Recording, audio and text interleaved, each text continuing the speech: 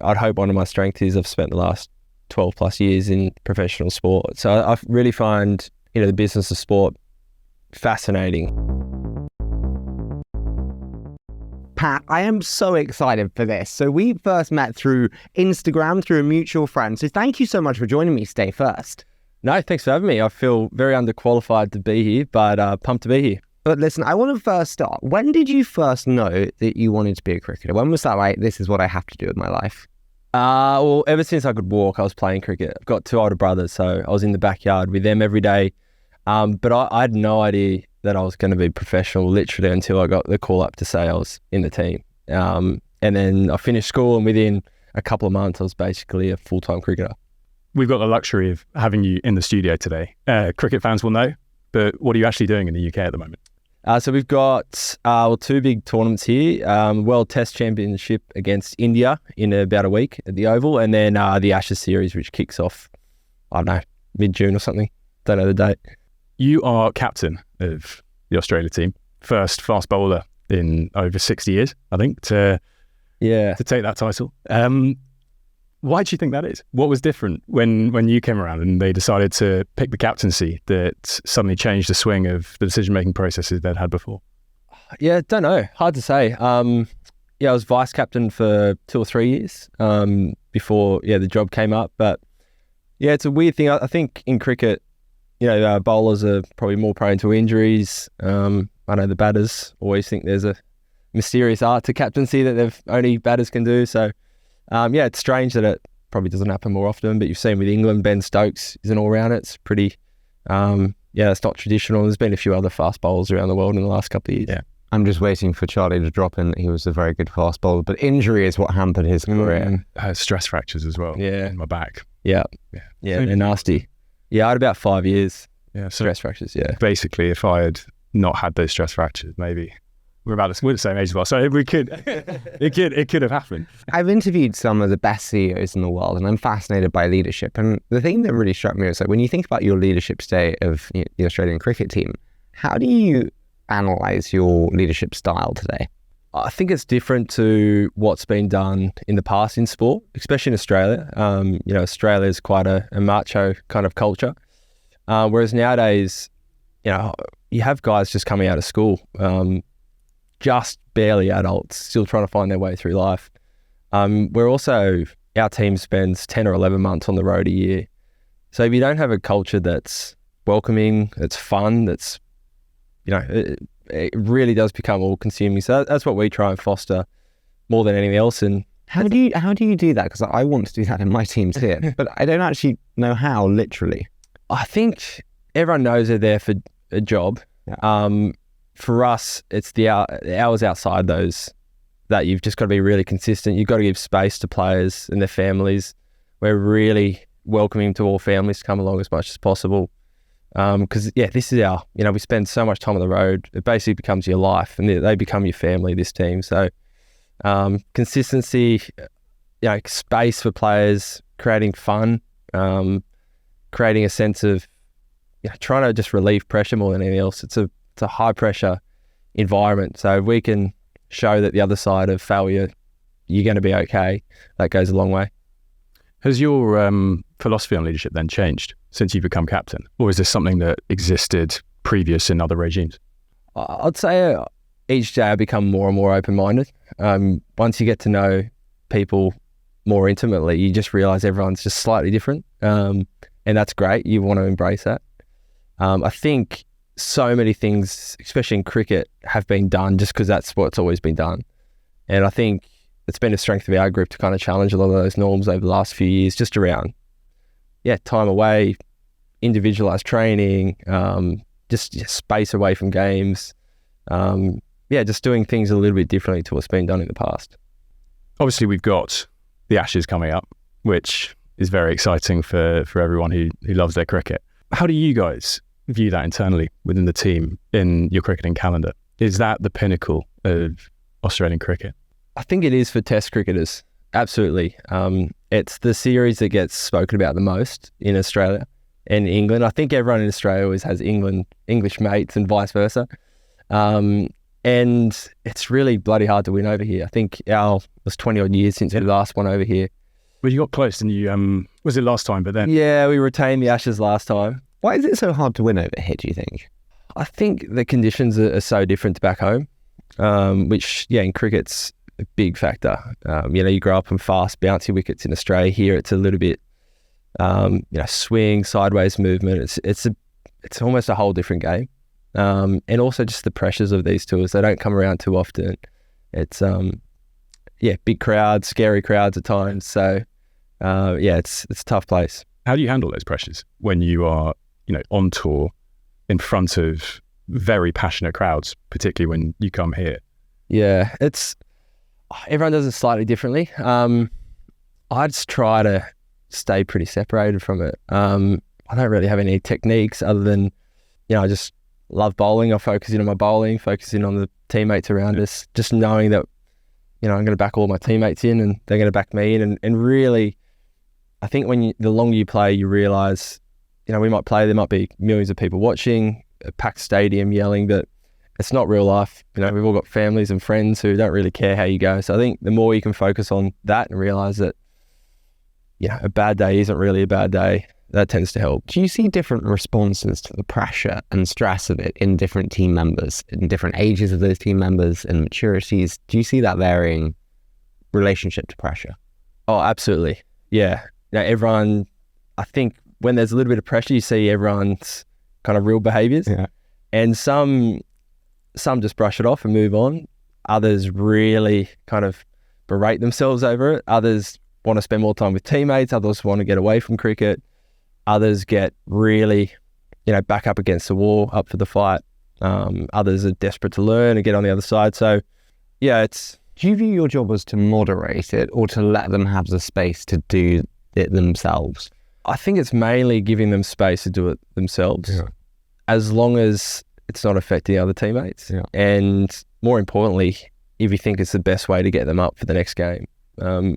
We play over 100 days of the year. So if you're, wallowing Australia. For Australia, about just over 100 days. So, if you're no good after a loss or a failure for a week, well, you probably missed out on another 3 or 4 games. So you've got to pick yourself up pretty quickly. Have you had many moments where you've had to put an arm around someone since you've taken over and help them through something? Or has it been a relatively separate coping mechanism? Yeah, I think you do it all the time. And it's not just, I think, failure on the field. We're under a lot of scrutiny about anything. So do you guys read, sorry, I'm jumping and do you read the media and see the scrutiny, or do you try and isolate yourself from headlines, press? I think everyone always says they don't read it, but it's pretty hard to hide from it. Even you need really strong, you got to be really strong to not read it or hear it. You can walk into a press conference and every question's going to be about that thing that you're trying to pretend hasn't happened or whatever. So, everyone copes with it differently. But again, I think it's the arm around a mate and just hopefully telling them that, you still love them. Yeah. This is a safe space. Don't worry about it. We're here for you. Sorry, what was the hardest time for you when you needed that arm around you most? Since becoming captain, there's the scrutiny just goes up a little bit more. Yeah. So many things that have had nothing to do with me. Suddenly, it's all over the paper because you're the captain. You're kind of it's your fault or so those. CEO. Everything is your fault at the end of the day. Yeah, but CEO. But also you're not across everything. I'm just looking after this team here at times. So I think in those moments, having your friends, family, teammates who just treat you exactly the same as always and, take the piss out of the situation, help me massively. It's been, a difficult 5 or 6 years for Australian cricket and to some extent. How much of the cultures, etc., that you instilled in the last few years was a product of looking at what was before and what wasn't working and then creating this new set of values that everyone bought into, the public were proud to support, that you were proud to play for that shirt? I think hugely. Our team at the moment is pretty experienced. We're all kind of in our 30s. So I think a lot of that's probably just natural growth as well. Everyone kind of has grown up a little bit and learnt from past mistakes, been part of plenty of teams and kind of know more what they like, what they don't like, what gets the best out of them, what doesn't. So I think, yeah, it's been a huge learning time, even especially through COVID. I think everyone's taken pause and kind of what's important to me, how do I want to live my life, how do I want to go about cricket. So I think a combination of a few things has kind of led us to where we are at a team at the moment, and they'll probably change again down the track too. When you reflect on yours there, how do I want to live my life? How do I want to engage with cricket? What was that takeaway for you with COVID when you sat back and had those questions? I think, I keep coming back to the word space. I love cricket and I want to make sure I keep loving cricket. In the past, when I've been all in, 10 months of the year, it just wears you down, just exhausted. So I found a lot more interest outside of cricket. For me in COVID, I was 26, 27. I thought, I still want to do this for another 10 years. I've got to try and find a bit of balance. And, had a son that always kind of makes you take focus of cricket at different times. But I think just going, I want to find a kind of a pace to live my life that involves cricket, but also involves lots of other things. How did becoming a father change how you think about leadership?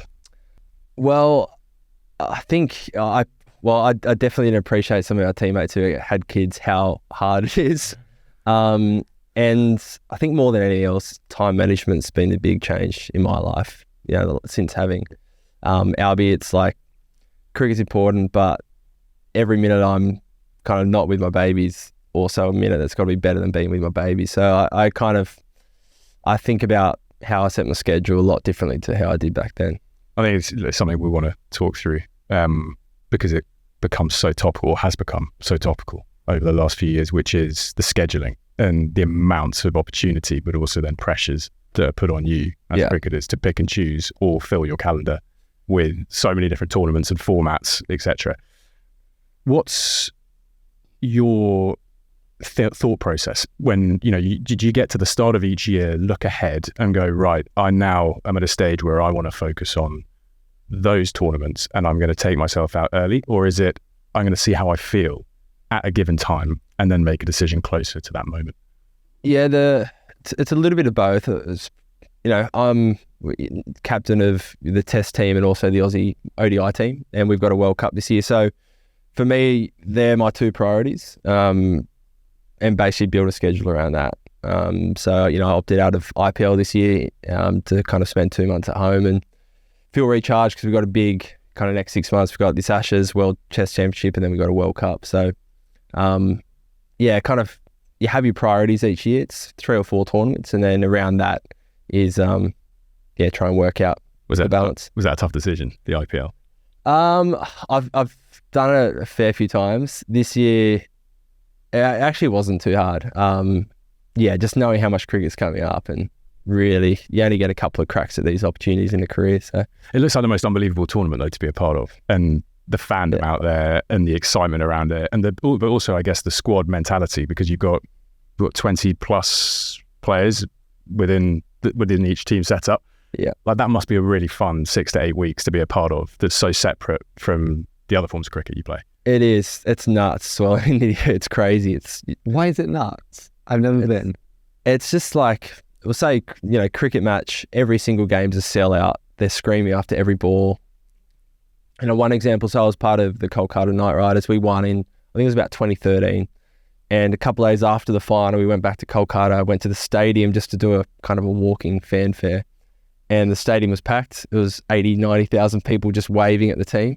And then the streets were lined with a few 100,000 people just to get a glimpse of the team. And it's just a different world. And then, you go back home and your missus doesn't even look at you. It's not very impressed. I'm like, hang on, I had 500,000 people 2 days ago. And it's just, it's crazy. That's everywhere you go. There's just, cricket's like a religion over there. We're jumping around, but I'm fascinated. Do they pay well in the IPL? Like, I see numbers, and Charlie's told me numbers. But how much do they pay? Well, it's fascinating in that, I think the lowest might be 20,000 for a couple of months, and then all the way up to 3-4 million, kind of Aussie. So you get the full spectrum, and there's some amazing stories in there as well of, some of the local players who have just been discovered on Instagram basically as mystery spin bowlers, and they get $2 or $3 million, and they're from a tiny little village that, you know, barely has TVs. And there's just these wonderful stories that come out of each tournament. Well, it's fantastic for Indian cricket, isn't it? Because the cap that they have on the international players obviously playing means that you have to play at least 7 Indian cricketers per team, let alone what's in the squad. So if you're looking for those opportunities, it does present them. Oh, exactly. And we've seen now, it feels like the Indian A side or B side or C side are all as good as the main side. Like, they've just got such a depth, and a lot of it's from playing IPL and playing under pressure and playing in front of big crowds year after year. Do you think it does like ruin the cricketing format? For people that like criticize it, it's like, oh, it kind of bastardizes the kind of beauty of Test cricket in particular, but cricket itself. Do you feel that's unfair and bullshit? It's something I wrestle with, because I love Test cricket, and I think some of, you know, the franchise tournaments do come at the cost of Test cricket, especially for, you know, some of the nations that aren't as kind of well off as, say, Australia, India, England.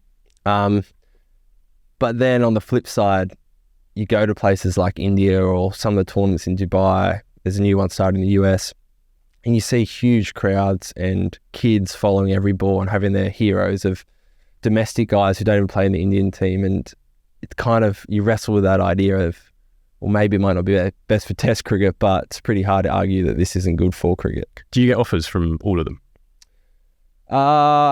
Most of them clash with Aussie stuff. So the IPL is the only kind of window Aussie players really get. So it's the only one I've played. Yeah. Big Bash? Big Bash I've played a bit. Again, that's kind of in the middle of our summer. So I've played the odd season, but rested the last couple. One thing I think they have done is provide a commercial benefit, as we mentioned, with the size of those contracts that cricketers probably hadn't seen before. What do you think that's done to the professional scene and the opportunities it also provides you in life outside of cricket? It's huge. You know, it's up until, again, the last probably decade, being a professional cricketer, you've got to be really, really lucky within your own country. There's only a handful of countries, where you could be a professional cricketer. Now there's huge money on the table, even if you aren't an international cricketer. So just the amount of professional cricketers, men and women around the world, just skyrocketed in the last decade. And these are life-changing moments for many people. Just playing one season could be life-changing. Is there scrutiny in teams when someone decides to take a massive contract from IPL, and then, you look at them, say we're teammates, you take a big contract, and I'm like, it's like not actually as committed as well, you're just kind of chasing the cash. Is there that kind of internal scrutiny around the financials like that? Sometimes, and mainly just because it's changing. It's different to what's always been. And whenever money's involved, egos, jealousy always comes out. It'll always change. Yeah, exactly. So I think you've just sort of got to accept that it's here to stay.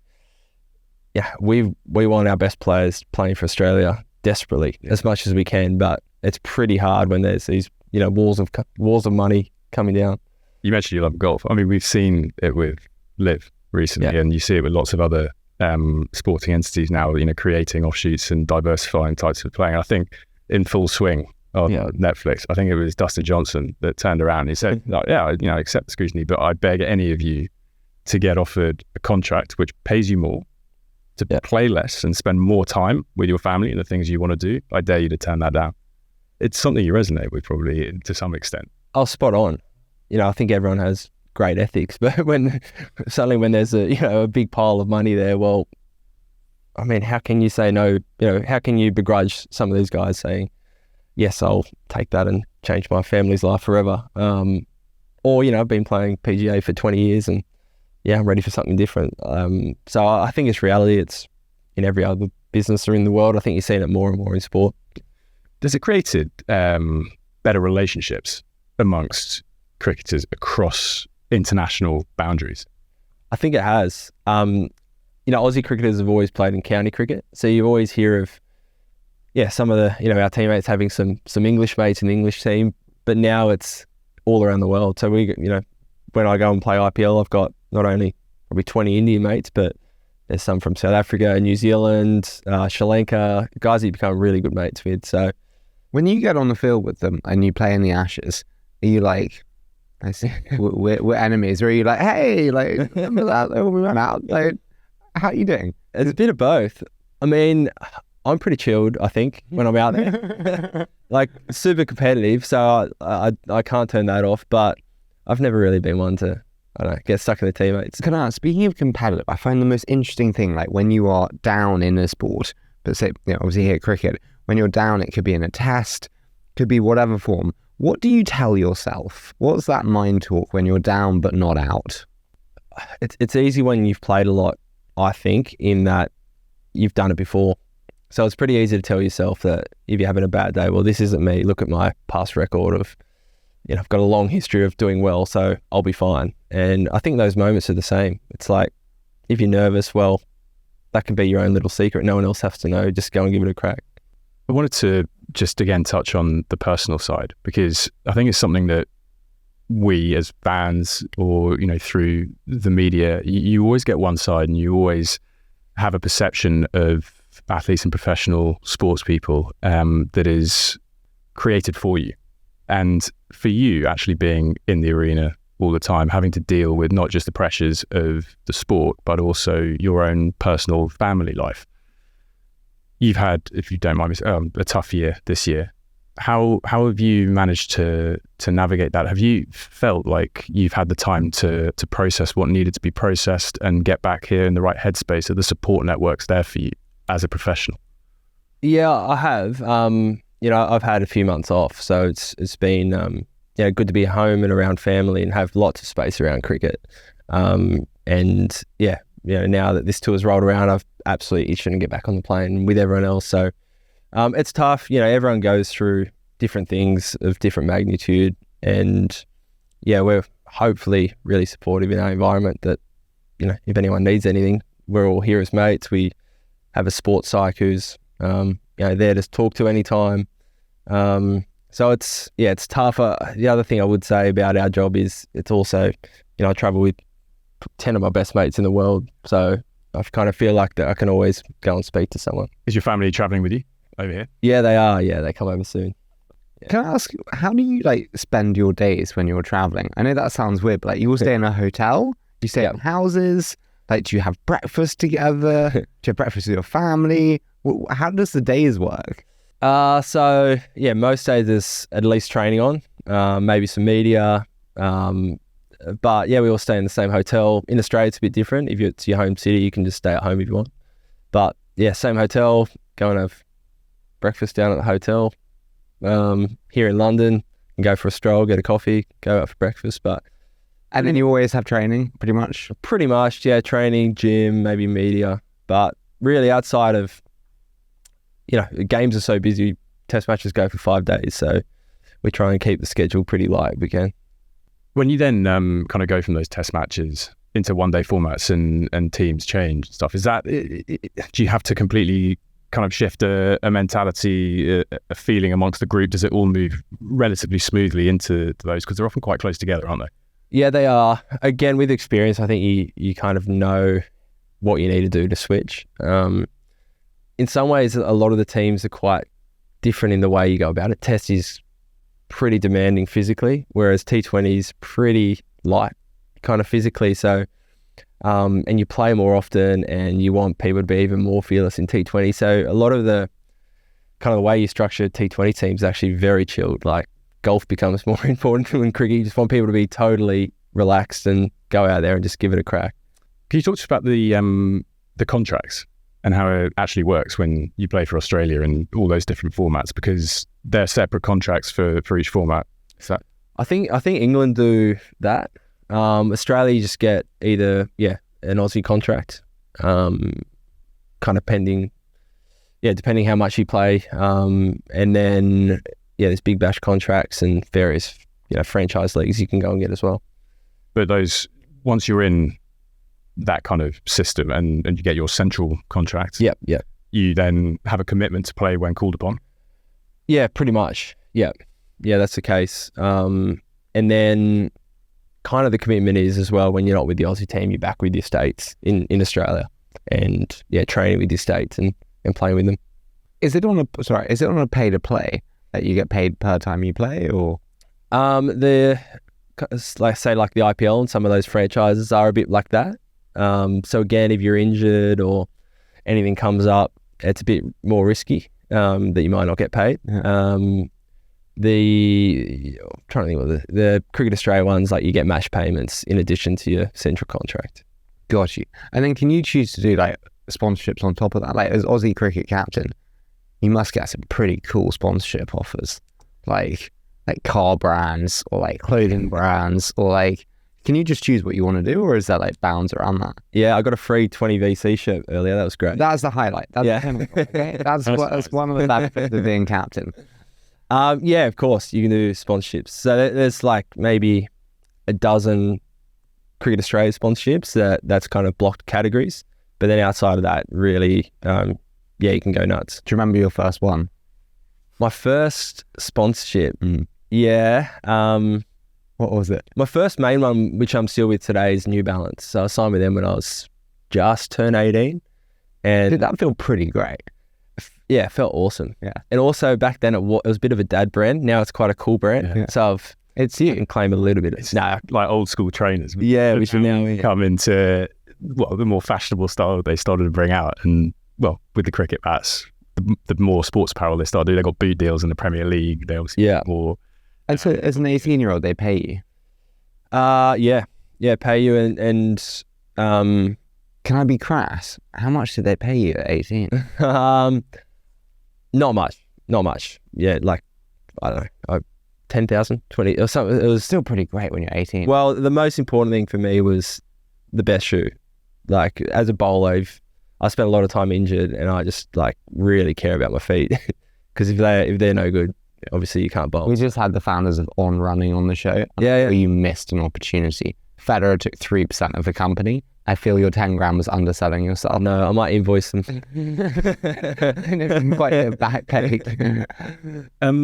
Was that a decision then you had to make? If that was the time you got your first sponsorship, you were then starting to play at a good level at cricket. Yeah. Did you have to make a decision at that age around whether you wanted to play this professionally and commit everything to it and stop pursuing other ambitions? Well, yeah, again, it all happened so fast that I didn't really have any time to weigh it up. So I finished school, I signed up for university for a business degree, and within, literally a couple of weeks, I was a professional cricketer, which I hadn't even thought was possible, when I was at school. So I still did uni as I played. I spent quite a bit of time injured, so I just ticked over a couple of subjects a year. I think I spent 6 or 7 years at uni, which I say to our team doctor, we spent the same amount of time at university. But yeah, 6 weeks. Like, you're winning. So I felt I could do a bit of everything in those years. How did you manage that time when you were injured? Is that mentally challenging for you? Yeah, it was. It's kind of split. Like, half of me just wanted to be a normal 18-year-old, and the other half was a professional cricketer, but I wasn't allowed to play cricket because I was injured.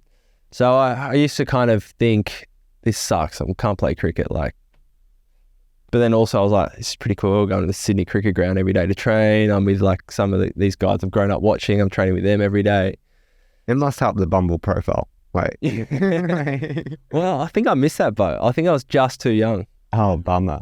Yeah. Can I ask, given kind of the age, you mentioned like 18, first sponsorships, it's hard not to believe the hype and bluntly get a little bit cocky and arrogant. I know, Charlie, I'll tell you, I definitely did. Yeah. Did you ever have to regulate yourself? Like, I'm just a person. Yeah. No, I definitely did. I reckon the older guys in the team must look at me sometimes going like, who's this bloke? Like, he's played one test match and he's carry on. I remember my manager who, gave me some really sound advice in those years. Even with sponsorships, I was like, okay, where's his sponsorship? I was thinking, he must be getting hundreds across his desk. And he was just always like, mate, just concentrate on your cricket. Don't worry about these like shitty little $1,000 sponsorships. Like, who cares? They'll come later on. Just concentrate on your cricket. You've done nothing, basically. Keep biding your time. Did anyone actually kind of sit you down on the playing side and just give you advice on how to handle what you were about to go through? Yeah, I remember barely just before I became a professional cricketer, it was an ex-player, Stuart Clark, sat down with me and Dad. Actually, he asked us for a coffee, didn't have to, and basically said, look, you're young, you're going to get heaps of managers come to your door, they're going to promise the world, just concentrate on your cricket, similar to, my manager's advice. And that was really, really helpful for me, because I just thought, okay, I'm the Aussie cricketer, I should be everywhere. And that was, really grounding, and kind of did, I think, make me focus on the cricket side of things rather than believing the hype. And is that something that you could see the more senior players in the team then that you were around, were they like that? I think the more senior you get and you have leadership roles and you become more in the spotlight and more opportunities pop up, cricket does become something that is one of many options to you. And I've seen players in the past get dragged in a million different directions. And, cricket, our central contract, if you're just talking about money, that's always going to be the biggest kind of pie or slice of the pie. And I think it's always good just to remind yourself of, my job's a cricketer, and all this kind of peripheral stuff will sort itself out.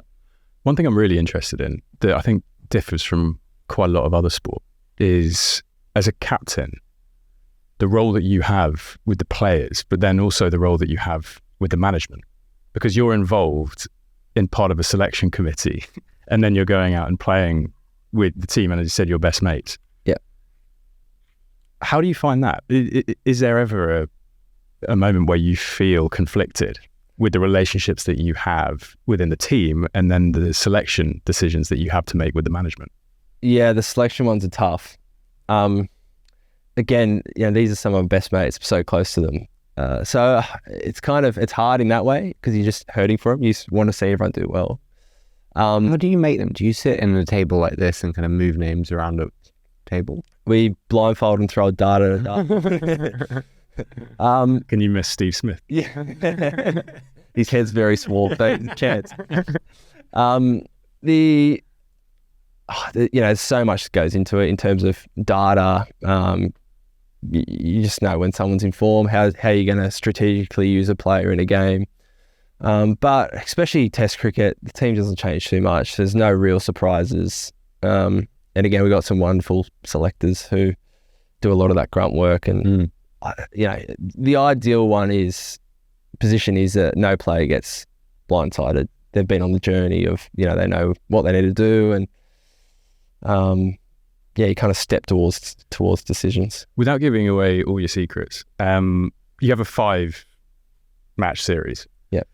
How much of it do you look at strategically with a plan? If something doesn't work over the next 5 matches, we'll make a decision, or is it quite reactive to the circumstance after a particular game if something hasn't gone well?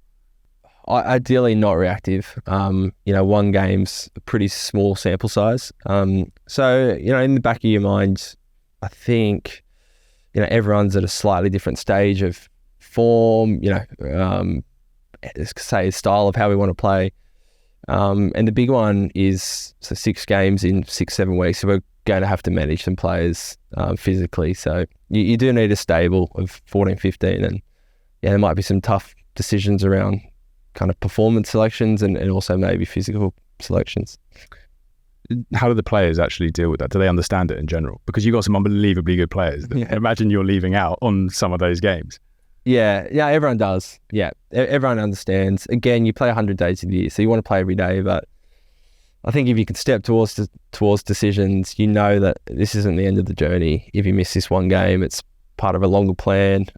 Here's how you get back in, or here's how we're thinking about it, and give a bit of context. What do you do when you're injured? Like when you mentioned earlier, you're kind of stress fractures and kind of going through that for quite a long period of time. What do you actually do in that time? A lot of rehab. We always say sometimes like you're busy when you're injured because you're in seeing the physio in the gym, getting treatment every single day. So it's pretty full on normally. It's a weird thing with 20VC is so many athletes actually have become my friends when they've become injured because they're like, oh, I'm looking at other things and actually I'm trying to expand my interest scope. When you think about now, just having an eye to new interests, how do you think about developing those interests over the next few years in a post-cricket life? It's something I've thought about say COVID gave me a lot of space to think about it. Also times like IPL where we're sitting in a hotel room for many hours a day where we're trying to find time for things to do. I've thought a lot about it. So, that's how I got onto your podcast, Harry. But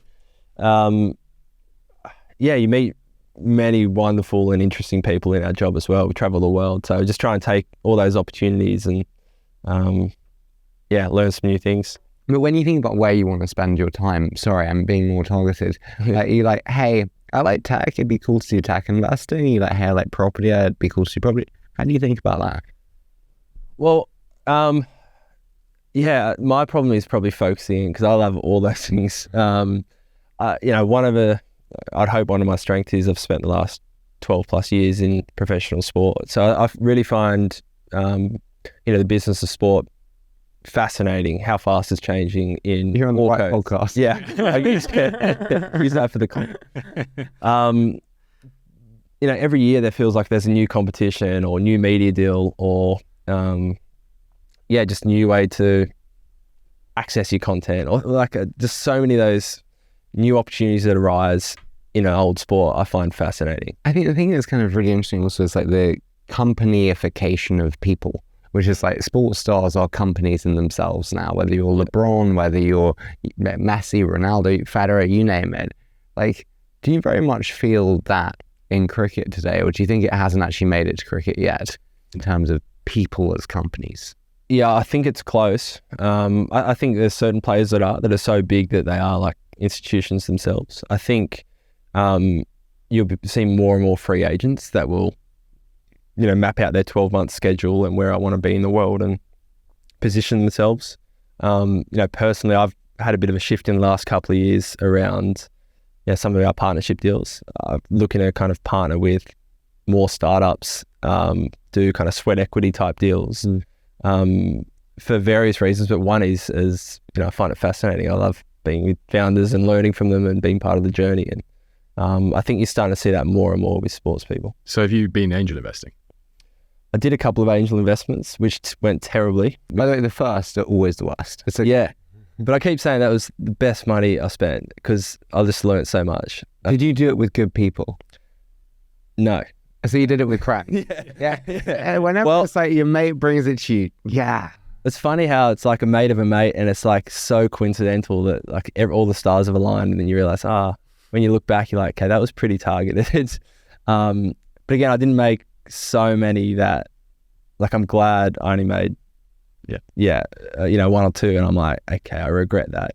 And I think money was one thing I regretted, but more than anything else, just like feeling like you're the guy that has to pitch all the time, like the product, trying to sell the product and like they're demanding your time. That's where I found, especially angel investing at the small kind of cap size. What did you learn? You said it was a fascinating learning experience. What did you learn? Again, like just didn't do any DD, especially I think on the founders. They all seemed great. It was a great deck. And I was like, this looks amazing. How could it fail? And then, after a year, you kind of realize, actually, I really don't know this guy. I've met him once. Can I be honest? I think the biggest mistake that people try to make when they start angel investing is they try to be too smart. Respectfully, the DD that you do or any angel does is not going to be comparable, largely speaking, unless they're very specific verticalized angels with deep domain knowledge. It's not going to be comparable to the work that, like, respectfully, our venture funds do with the deep data analytics, months of work that we do, years of relationships. And so I would say, actually, YOLO into deals with people who are really fucking smart. Yeah. And that's what I did. And my first, I made the mistakes and I was like, you know what? The best in the business is doing this. I'm going to put my check alongside them because you're not going to find out something about the business that they don't know. Yeah. Oh, no, spot on. And that's where I kind of thought, I'll be smart. I'll back this guy in. I think he's going to be the best.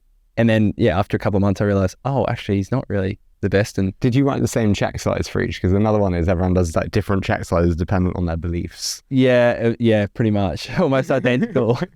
And like just now look back at the Excel spreadsheet to how they come up with evaluations. It's just hilarious. How many did you do?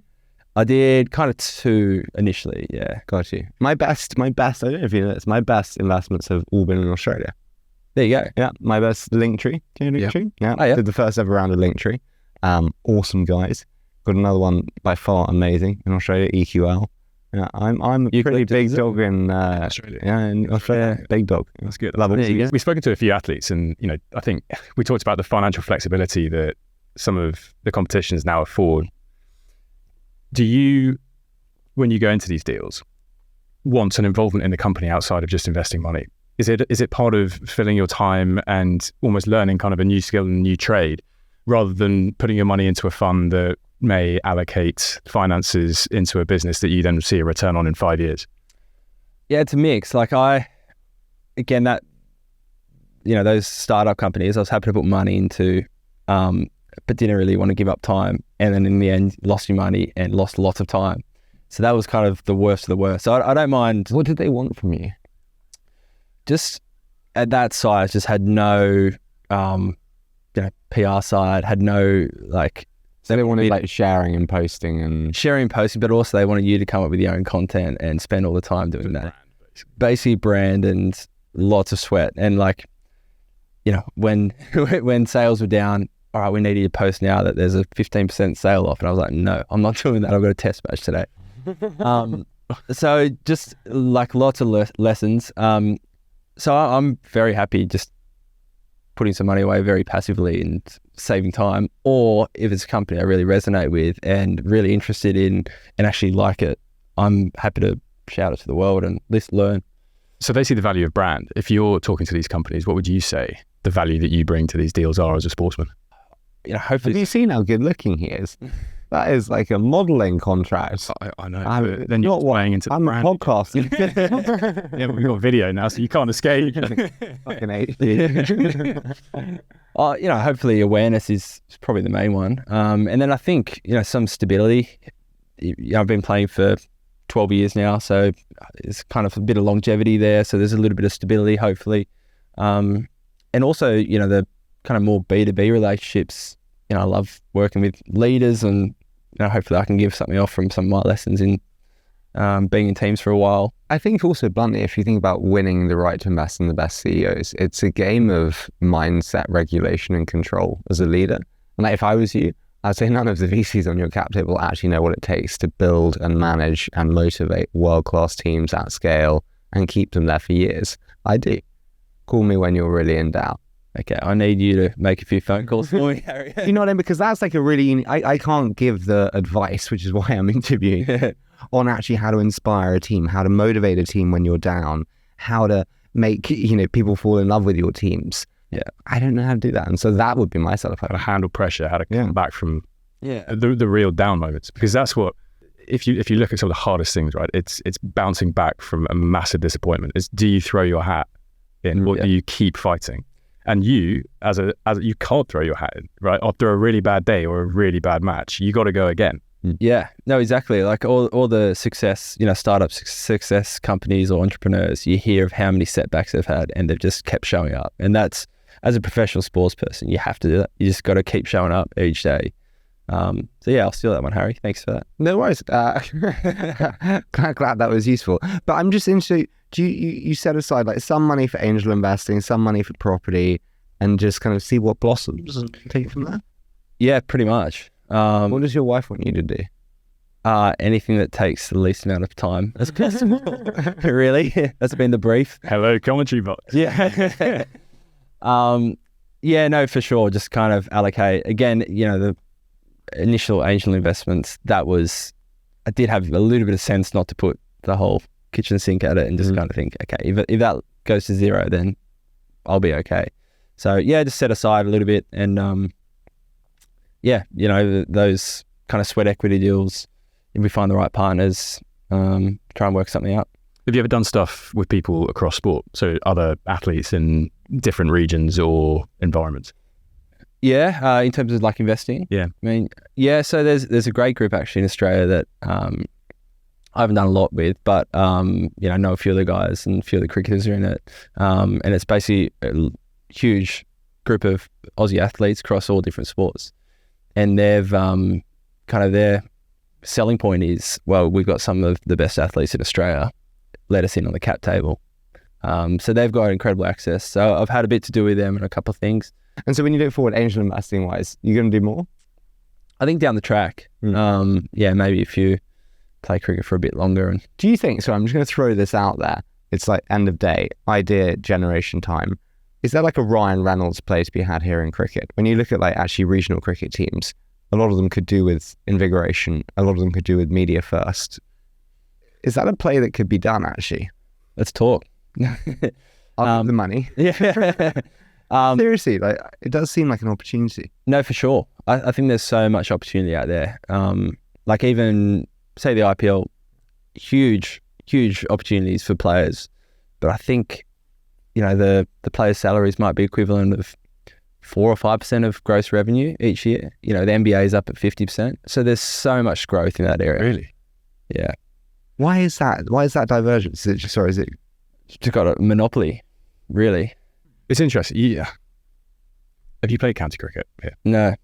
You look at the institutions that we have within our county system, and you're talking about some of the oldest sporting institutions in this country. Historically, absolutely, there's an opportunity to do that. There's a fan base around them that is very specific, but you know, in reality, if you created properties that really engaged with younger people, that got people excited about it, that got people back into longer form cricket. Now that, particularly in England, we've got a style of cricket which I think a lot of people are resonating with and getting excited about in the test format, there would be an opportunity to explore that. Because who are those institutions? Just help me. Whether it's, you know, your Essex, Kent, Middlesex. Okay, so if you get like 10 million quid, yeah, you get 10 million quid and you make it super sexy. I want big names playing there for 3 months in the summer. I want American style music. I want dancers.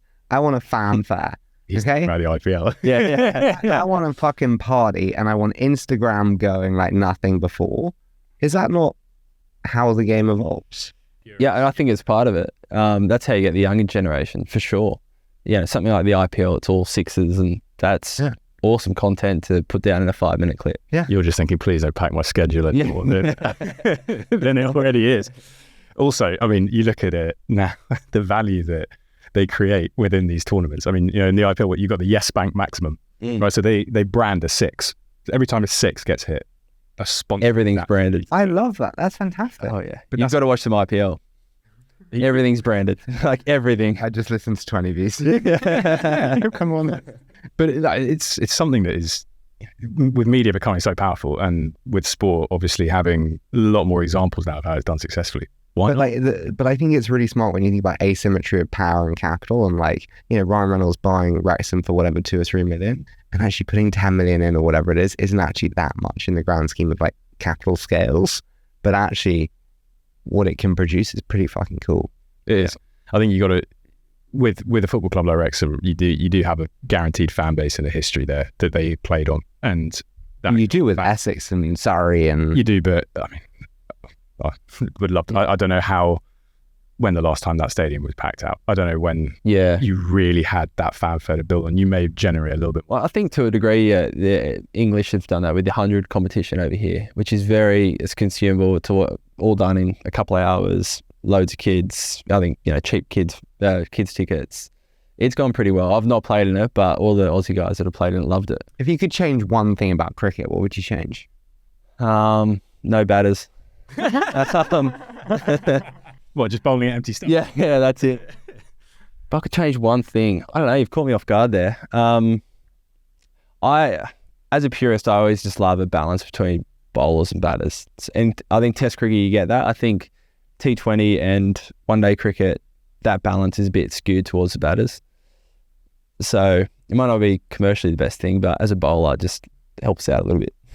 Jumping back, but when you mentioned 100 and what that's done, I really wanted to ask you about how much more women's cricket has come into play and how that actually features within the whole kind of Australian cricket format, because you guys are unbelievably good within that female format. How does that kind of fit within the men's team? And do you guys have a lot of exposure to each other? Do you champion it outside of work to try and drive a lot of that engagement? Yeah, we try to. It's kind of hard because their schedule and our schedule is so busy all around the world. We actually don't cross over too much. But yeah, they've been fantastic. And Cricket Australia have been one of the real drivers in female sport in Australia in particular. So they're getting, you know, sellout grounds. They're on prime time, free to air.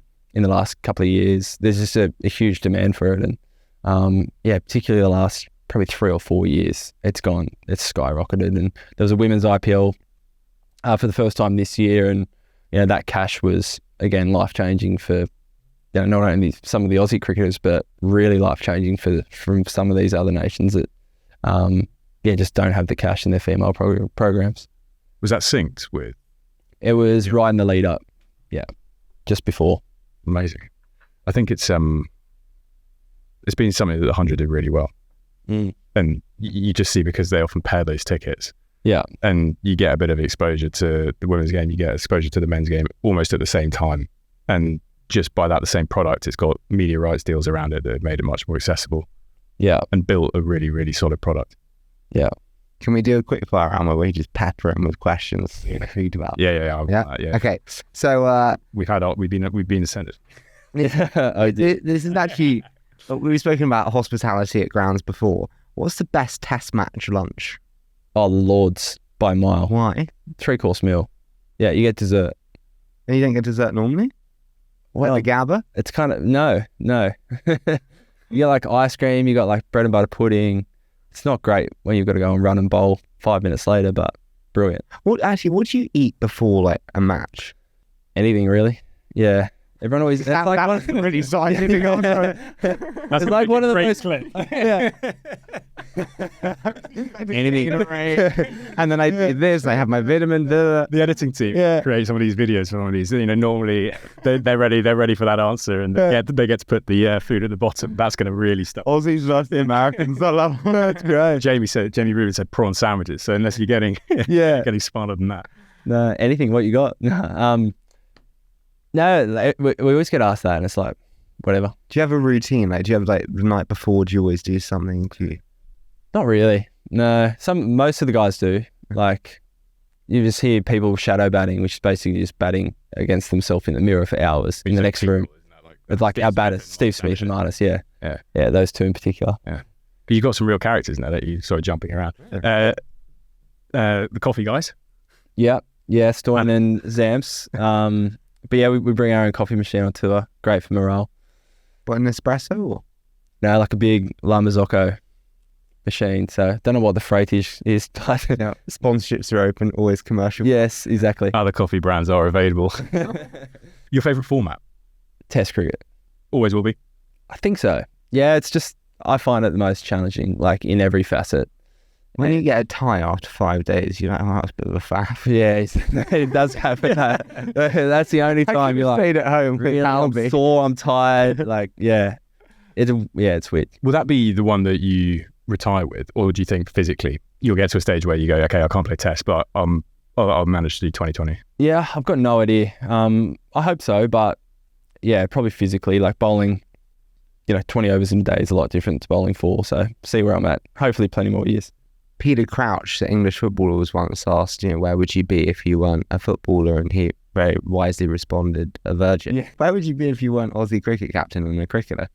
Well, I did a business degree at uni, majored in marketing. So maybe something in that space, like that world really interests me. Or else, I don't know, I quite like my DIY, so maybe a really terrible builder somewhere. What's the best Barmy Army chant that you've heard when you've been on the boundary? Oh, I loved, so one of my best mates, Mitchy Marsh, big bustling all-rounder. And we had Rod Marsh, who's not, isn't related to Mitch. He was our selector at the time, and Mitchy was running in at the Oval, and the Barmy Arm were just going, he's big, he's bad, selected by his dad, Mitchell Marsh. I think they've copied that off Stuart Broad, but it was a good one. You guys really listen to them?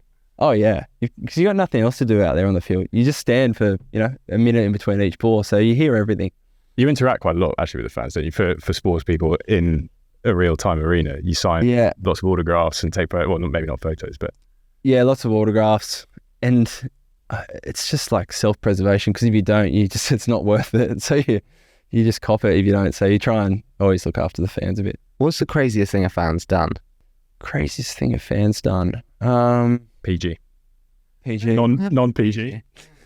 I once got sent elephant trunks with a big trunk coming out of the from Rhonda in Boise, Idaho. Really?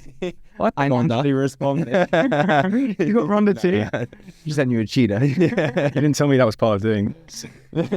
Coming soon. Craziest fan. I don't know. You've got me on the spot here. Like at the grounds, you just get the drunk streakers, which can be quite funny. But nah, just some Indian fans find your home address and send you like receipts from a hospital saying, "Can you please pay for surgery?" or "Can you send some money over?" I've got a few of them. That's quite strange. Yeah, that is bizarre. Yeah. How do you let loose like, as a team? Do you like have a big night out when you win? Yeah, like cricket's pretty relaxed in that space. So yeah, a few boys will enjoy a beer. Some like more than others.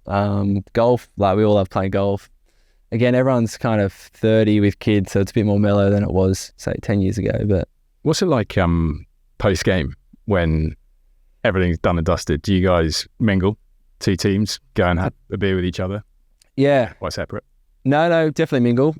Especially after a series. Again, like most of these guys. You played IPL together, or county cricket, or you're the only two overseas in separate IPL teams, so you end up having a beer with them in the hotel or something like that. So we get on great. So yeah, I'm sure we'll do that after this series. What endorsement deal do you not have that you would love to have?